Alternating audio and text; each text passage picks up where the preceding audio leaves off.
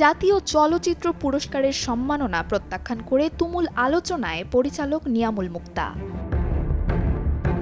গেল ২৯ জানুয়ারি প্রকাশ পায় ২০২৩ সালের জাতীয় চলচ্চিত্র পুরস্কার বিজয়ীদের তালিকা, যেখানে রক্তজবা সিনেমার জন্য শ্রেষ্ঠ চিত্রনাট্যকার হিসেবে নাম এসেছে এই পরিচালকের। কিন্তু সামাজিক যোগাযোগ মাধ্যমে সাহসী এক পোস্ট শেয়ার করে এই রাষ্ট্রীয় সম্মান গ্রহণে অস্বীকৃতি জানিয়েছেন নিয়ামুল। পরিচালক বলছেন, রক্তজবার চিত্রনাট্য তিনি লেখেননি।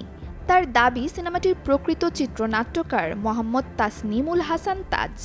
নিজের প্রাপ্য নয় এমন পুরস্কার নিতে রাজি নন তিনি। তবে বিতর্ক শুধু নাম নিয়েই সীমাবদ্ধ নয়। নির্মাতা প্রশ্ন তুলেছেন পুরস্কারের যোগ্যতা আর ক্রাইটেরিয়া নিয়েও। এ নিয়ে পোস্টে লেখেন, রক্তজবা কি সিনেমা হলে মুক্তি পেয়েছিল? আমি আমার রক্তজবা চলচ্চিত্রটি সিনেমা হলে দেখতে পারি নাই, দর্শকরে দেখাতে পারি নাই। আমি আসলে জানিই না রক্তজবা সিনেমা হলে মুক্তি পেয়েছে কিনা।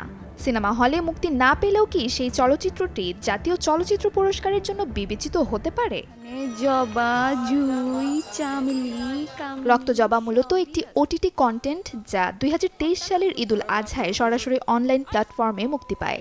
টাইটেল কার্ডে নাম না থাকা সত্ত্বেও কিভাবে জুরি বোর্ড নিয়ামুল মুক্তাকে শ্রেষ্ঠ চিত্রনাট্যকার হিসেবে নির্বাচিত করল তা নিয়ে চলচ্চিত্র মহলে চলছে সমালোচনা। তবে পরিচালকের এই সৎ ও নির্ভীক অবস্থানকে সাধুবাদ জানিয়েছেন চলচ্চিত্র সংশ্লিষ্টরা। সেই সাথে রাষ্ট্রীয় এই সর্বোচ্চ সম্মানের স্বচ্ছতা ফিরিয়ে আনার দাবি এখন সবার। এটা কে? আমি। Desk report, channel 24। ওর স্বভাব চরিত্র ভালো না, বাসায় থাকতে চায় না।